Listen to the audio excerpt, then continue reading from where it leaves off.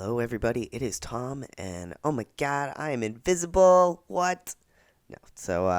Yeah, I am still a bit sick.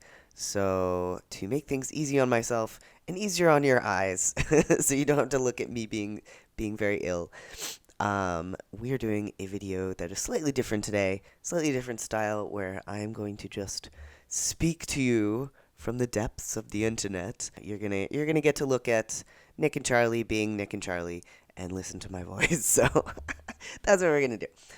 All right, so the topic of this video, as you probably already know because I'm sure I made a descriptive title, is we're going to talk about Nick and Charlie's relationship.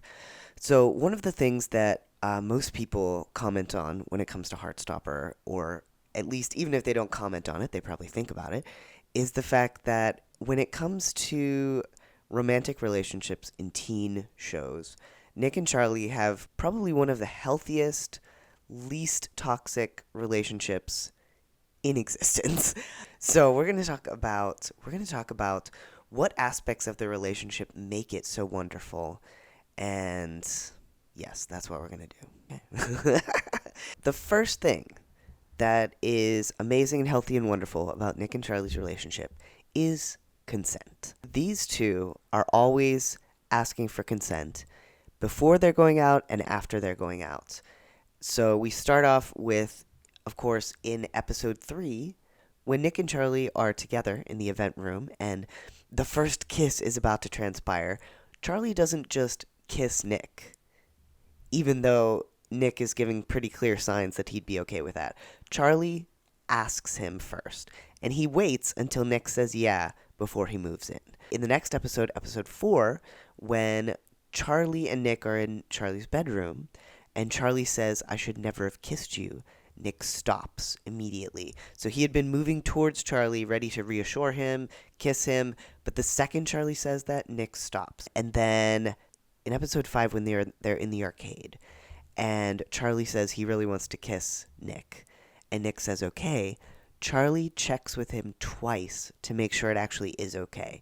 First, he says, "Oh, we don't have to," or something like that, and then after that, he asks Nick, "Are you sure?" and makes absolutely positively sure that Nick is okay before they kiss. And finally, in episode 8, when Nick thinks that Charlie wants to break up, he doesn't, go kiss him in front of everyone at sports day. He takes his hand, takes him off to a quiet, private place. I mean, it's the corridor, but nobody's there. And lets Charlie decide whether or not they're going to, kiss or do anything romantic. So, I mean, I think there's something to be said. It definitely feels romantic and exciting in a show when someone just kisses someone. But I think it's really refreshing and nice to have a couple who doesn't really do that.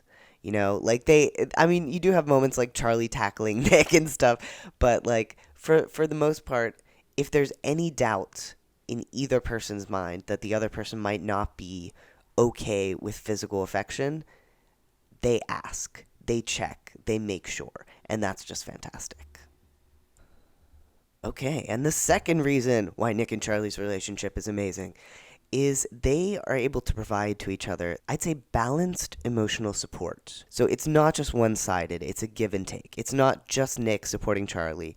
It's not just Charlie supporting Nick. It's really balanced. We have Nick supporting Charlie even before they're a couple, where, right after what happens with Ben after rugby practice, Nick is, really there for Charlie. I mean, obviously, he literally rescues him from Ben by pulling Ben off of him. But, he supports him in that conversation right afterwards. And then in episode 2, he's talking to him over text, and Nick is just, trying to make sure that Charlie's okay.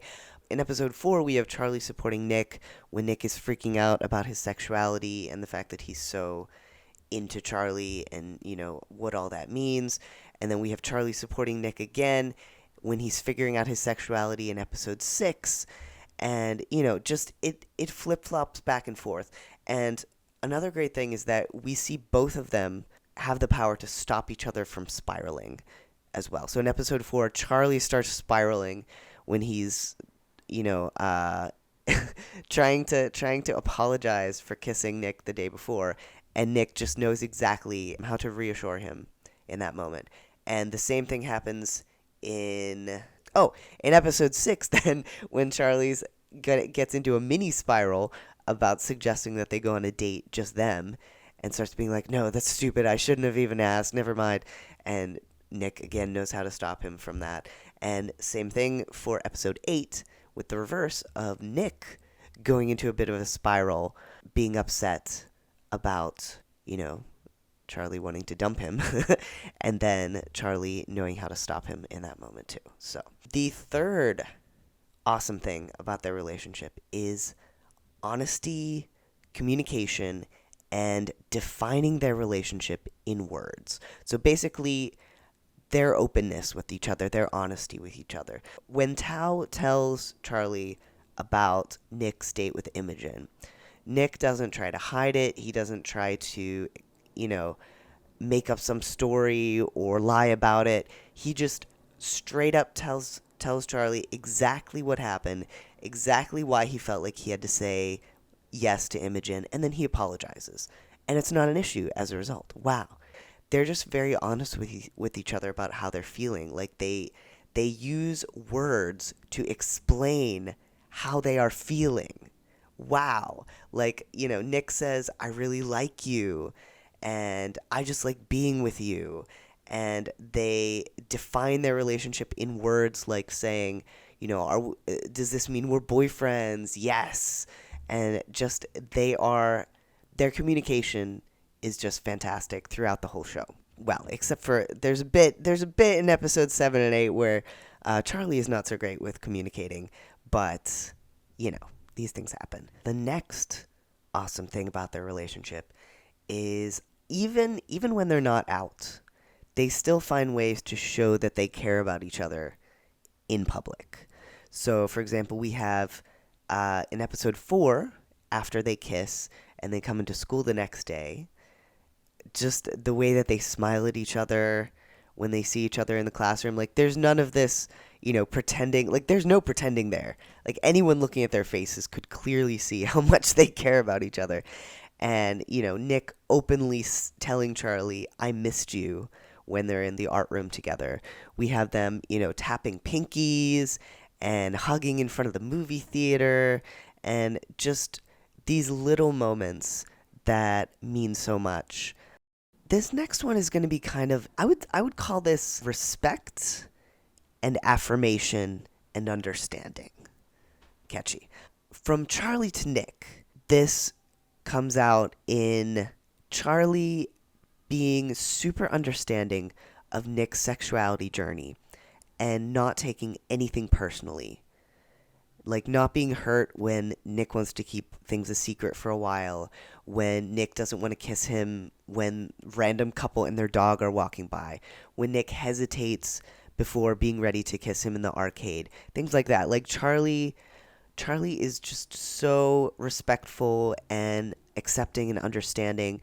He's ready. He's perfectly willing to discuss sexuality with Nick for as long as it takes, answer his questions, be there for him while he's figuring things out, not judge him, not, question him like, oh, are you sure you're bisexual? No, he just listens and smiles and reassures him and is understanding and wonderful.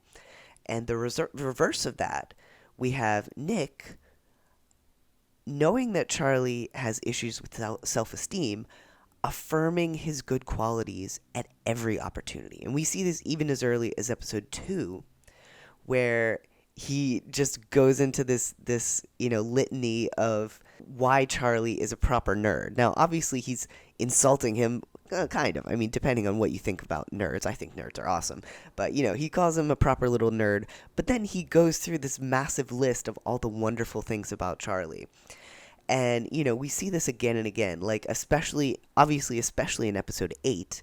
I mean, you are the kindest, most thoughtful and caring and an amazing person in the whole world. And for someone who has the minuscule amount of self-esteem that Charlie Spring does, I can only imagine what this must mean to him, coming from someone he cares about and, feels towards the way he feels towards Nick. So, The very last thing that makes their relationship so special is the fun that they have together, the way that they tease each other. And, we have this foreshadowed in Charlie telling Tori that he wants someone he can have a laugh with.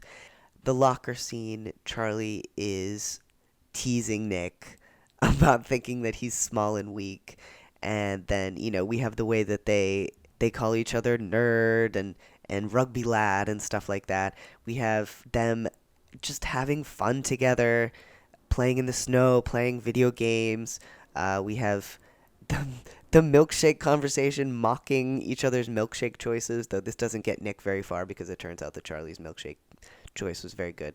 But just the way that they are able to, it's not just about romance. They genuinely like each other and have fun together. And getting to see that is just so wonderful. Like, you can see that they just complement each other perfectly on so many different levels. And the fact that they're able to just, enjoy spending time with each other is a wonderful thing to see. Okay, so that is my list of reasons why Nick and Charlie are great. It's definitely an idealized version of a romance, and definitely an idealized version of a teen romance. But I think it's something to shoot for. I think it's a great thing to aim for in our own relationships.